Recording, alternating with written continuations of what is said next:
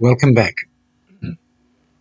In the previous chapter, we met Sibyl's mother and her brother James, who was clearly worried that her liking for this gentleman would turn into a situation like his own mother's situation.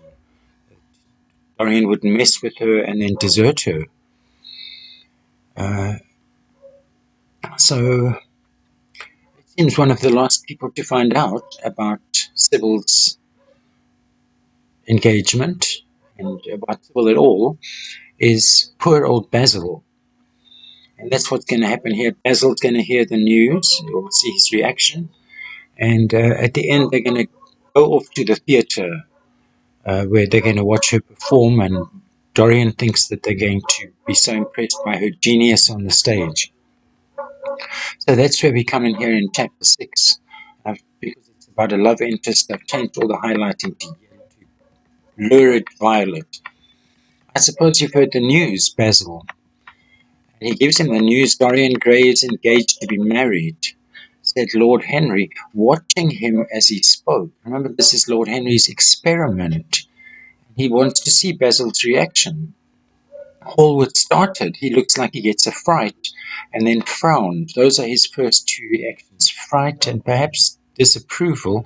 Dorian, engaged to be married, exclamation mark. Right, impossible, exclamation. Yeah, he's gotten a shock here. Lord Henry, it's perfectly true. To whom? To some little actress or other. She's lower class from this minor little theatre. Basil says, I can't believe it. Dorian is far too sensible.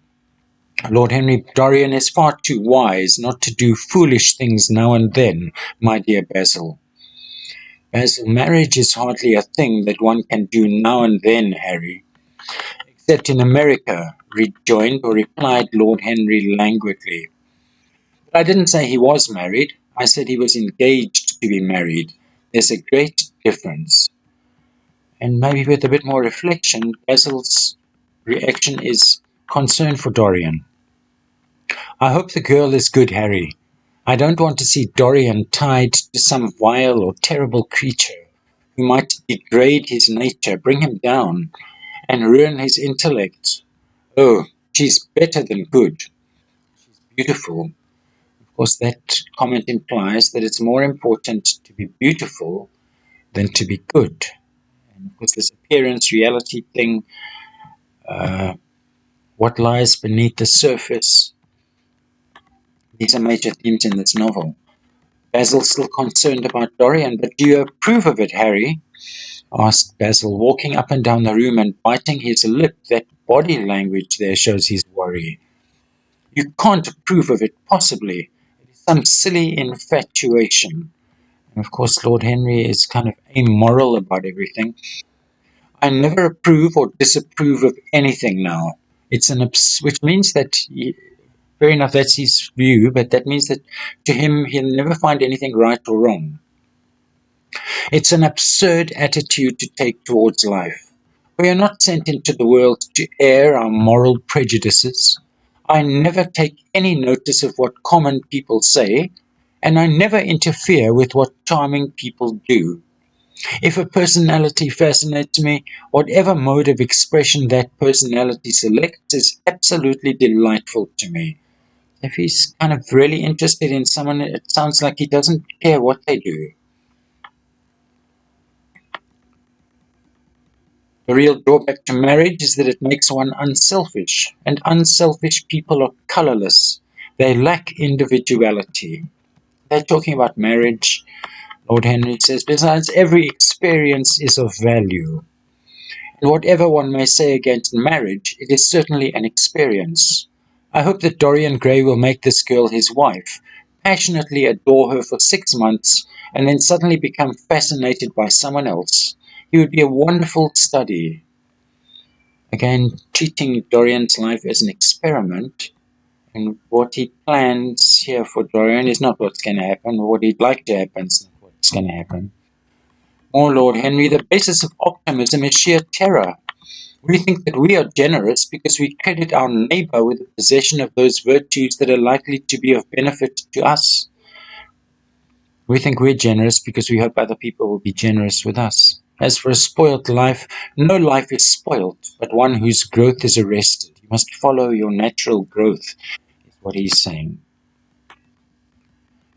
Dorian arrives. My dear Harry, my dear Basil, you must both congratulate me, said the lad, throwing off his evening cape with its satin-lined wings, and shaking each of his friends by the hand in turn. He's been so happy, and Basil says, I hope you will always be very happy, Dorian. But I don't quite forgive you for not having let me know of your engagement. You let Harry know. So Basil's feeling a bit left out, and there's more of that later. Now Dorian tells the whole story in this eye-straining read. There's really not much to tell. What happened was simply this. After I left you yesterday evening, Harry, I dressed, had some dinner at that little Italian restaurant, went down at 8 o'clock to the theatre. Sibyl was playing Rosalind. Of course, the scenery was dreadful and the Orlando absurd. But Sibyl, you should have seen her. When she came on in her boy's clothes, she was perfectly wonderful.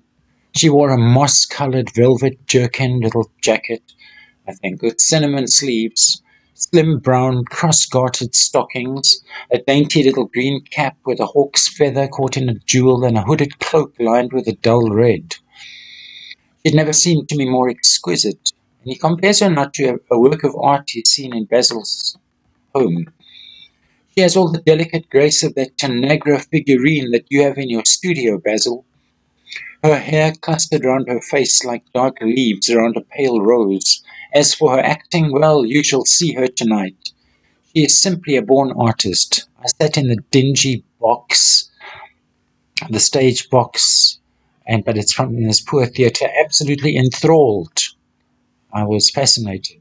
I forgot that I was in London and in the 19th century.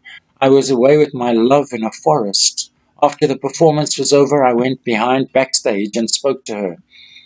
As we were sitting together, suddenly there came into her eyes a look that I'd never seen there before.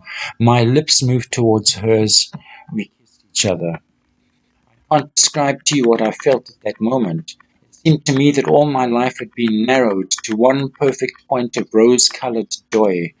She trembled all over and shook like a white narcissus, a flower. Then she flung herself on her knees and kissed my hands. I feel that I should not tell you all this, but I can't help it. Of course, our engagement is a dead secret, possibly mainly because of the class difference. She's not even told her own mother. I don't know what my guardians will say. Because she's lower class. Lord Radley is sure to be furious. I don't care. I shall be of age in less than a year, and I'll be 21. And then I can do what I like. I've been right, Basil, haven't I? To take my love out of poetry and to find my wife in Shakespeare's plays. Lips that Shakespeare taught to speak have whispered their secret in my ear. I have had the arms of Rosalind around me and kissed Juliet on the mouth.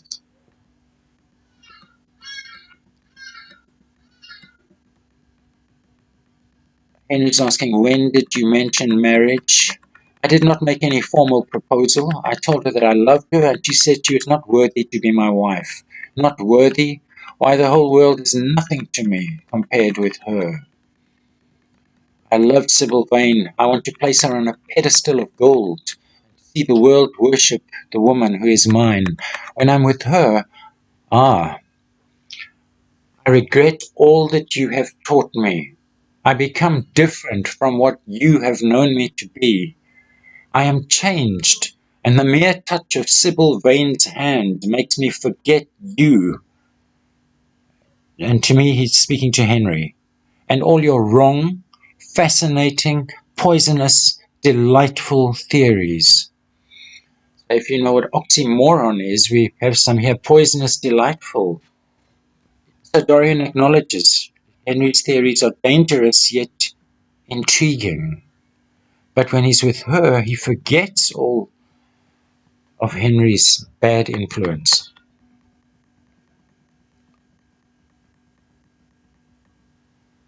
So once again, we wonder if this is kind of based on the Faust legend. Is Henry kind of symbolic of the devil? And those are, what are those theories?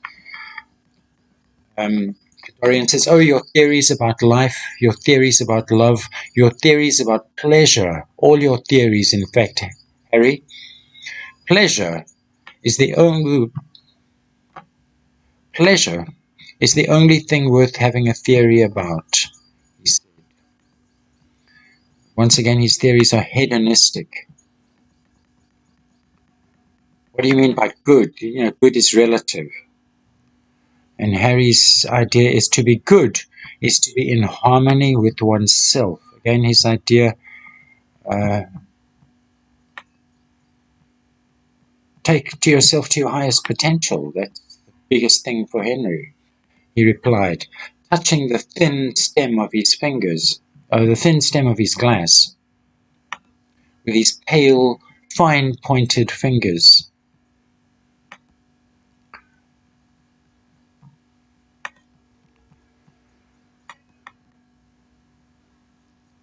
Again, speaking his views on individualism is the higher aim. The real tragedy of the poor is that they can afford nothing but self-denial. Basil says one has to pay in other ways but money. And that'd be an interesting essay on this whole novel. How does everyone pay in ways other than money? How does Basil pay? What sort of ways, Basil? He says, I should fancy he imagines in remorse, regret, suffering, and the consciousness of degradation. So you could ask yourself at the end of the novel, Dorian Gray himself, does he feel remorse or suffering or the consciousness of degradation? Being aware of his own soul's descent into sin. A little Oscar Wilde joke here. No civilized man ever regrets a pleasure, and no uncivilized man ever knows what a pleasure is. Dorian says a pleasure is to adore someone. Lord Henry is saying nothing's ever quite black and white, nothing's ever quite true. A joke coming up, Dorian says, you must admit, Harry, that women give to men the very gold of their lives. Possibly, but they invariably want it back in such very small change. And he's smug and confident here. Dorian, you'll always be fond of me. I represent to you all the sins you've never had the courage to commit. So if you are looking for evidence that he is symbolic of the devil, you could use his own words here. So I'm going to put those in bold. And off to the theatre. When Sibyl comes on the stage, you'll have a new ideal of life. Harry says cynically, I've known everything, with a tired look in his eyes. And has he really, or has he just had theories on everything? But according to him, yes, he's world-weary. So still, your wonderful girl may thrill me. I love acting. It's so much more real than life. Another Oscar Wilde paradox. Let us go, Dorian. You'll come with me. I'm so sorry, Basil, but there's only room for two in our cab. You must follow us in another. Two different kinds of cabs, and I don't want to say them because I'm never sure how to pronounce that one. Brougham. So again, Basil being marginalized and left out. The painter was silent and preoccupied. There was a gloom over him. He could not bear this marriage, and yet it seemed to him to be better than many other things that might have happened. A strange sense of loss came over him. He felt that Dorian Gray would never again be to him all that he had been in the past. Life had come between them. His eyes darkened, and the crowded, flaring streets became blurred to his eyes. When the cab drew up at the theatre, it seemed to him that he had grown years older. So I leave this haunted picture of someone who could metaphorically be Basil. We consider the happy news that supposedly came in here, the engagement to Sibyl, Dorian's happy news, its sad effect on Basil, but not only that he's kind of being marginalized by Henry and Dorian, his own worries about this marriage, but his concerns for Dorian as a friend seem noble. And so we look forward to happening next is seeing what happens at the theatre, and will she impress them with her acting genius? We'll see you in the next exciting episode. Please like and subscribe. Have a lovely day.